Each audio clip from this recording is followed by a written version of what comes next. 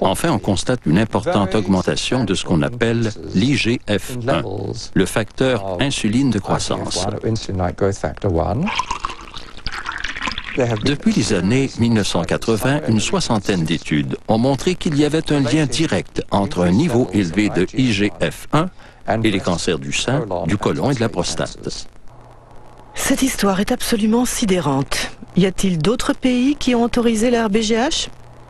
Apparemment, l'hormone a été interdite en Europe et au Canada. Y compris au Canada? Pourtant, l'agence Santé Canada a l'habitude de calquer ses décisions sur la FDA. RBGH, scandale à Santé Canada. Monsanto accusé de tentative de corruption. En octobre 1998, 3 scientifiques de Santé Canada ont témoigné devant une commission sénatoriale pour s'opposer à la mise sur le marché de l'hormone transgénique. L'affaire a été déclenchée par le docteur Shiv Chopra, qui est ce qu'on appelle en anglais un whistleblower, disons un lanceur d'alerte.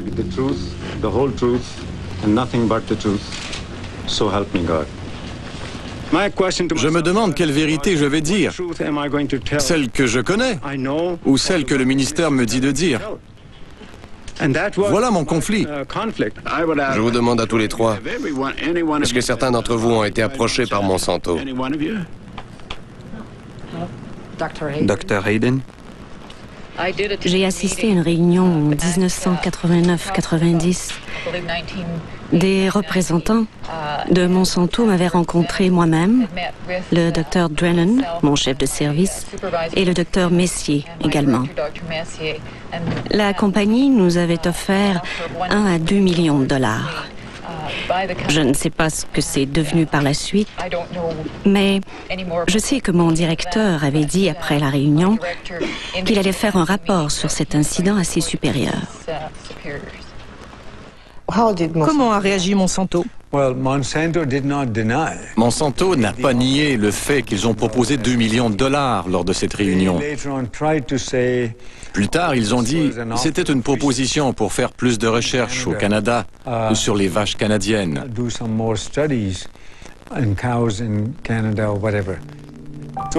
En tout cas, le résultat, c'est que l'hormone transgénique n'a pas été autorisée au Canada.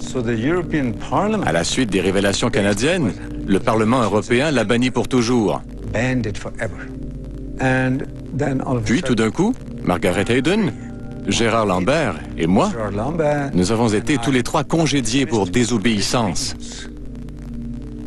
Vous avez été licencié? Oui, nous avons été licenciés et nous avons porté l'affaire en justice. Aux États-Unis, le Congrès avait également ouvert une enquête à la demande des opposants de l'hormone transgénique. Ceux-ci dénonçaient notamment l'interdiction d'étiqueter le lait selon sa provenance, qui empêche les consommateurs de choisir.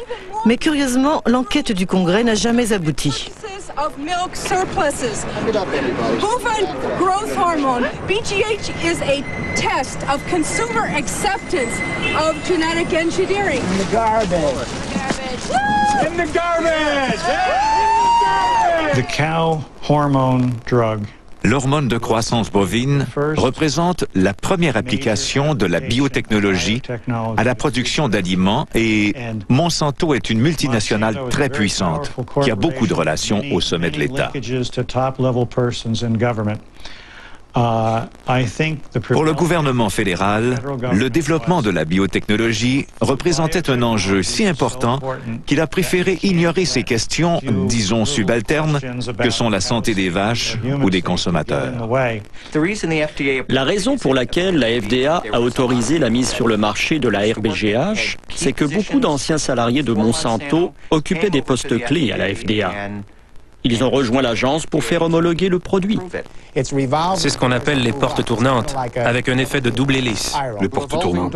Oui, les portes tournantes. Il n'y a pas qu'en agriculture qu'il y a des portes tournantes. C'est dans beaucoup de secteurs.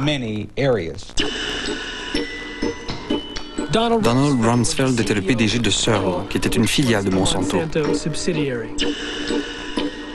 L'ambassadeur américain du commerce extérieur, Mickey Cantor, a fini au conseil d'administration de Monsanto. Clarence Thomas, juge à la Cour suprême, a travaillé pour Monsanto. Monsanto Revolving Doors, en français les chaises musicales, état des lieux non exhaustif en 1999. Linda Fisher passe de l'EPA à l'Agence de protection de l'environnement à Monsanto, Michael Friedman de la FDA à Monsanto, Marcia Hale et Josh King de la Maison Blanche à Monsanto, Margaret Miller de Monsanto à la FDA, William Reichelshaus de l'EPA à Monsanto, sans oublier Michael Taylor qui a fait plusieurs fois l'aller-retour. Once your mission carried out by the FDA, you became Monsanto's vice president for public policy. Right. So there is no conflict of interest for you. No, and again, the rules are the rules, and I played within the rules. I think in terms of public acceptance, it's been one blunder after another. If you're trying to have a strategy for having the public understand and accept the new technology, having the first application of it be related to milk, which we already have more than we need, it created, it helped create a climate of suspicion. I think the idea that companies are not required in every case of a GMO to submit the product to FDA, such as is required in Europe. I think that, from a public confidence, public acceptance standpoint, that's not a sufficient system. I personally have said that Congress should change the law. Congress should create a mandatory notification system that ensures that every product is looked at by FDA and that FDA makes a safety judgment about every product. Voilà ce qu'on appelle un aveu fort intéressant. Apparemment, Michael Taylor semble regretter la réglementation qu'il a signée en 1992. Qu'en pensaient les scientifiques de la FDA? Y avait-il un consensus sur la réglementation des OGM? Des documents internes montrent que l'agence a ignoré les inquiétudes de ses propres scientifiques. C'est signé Steven Drucker.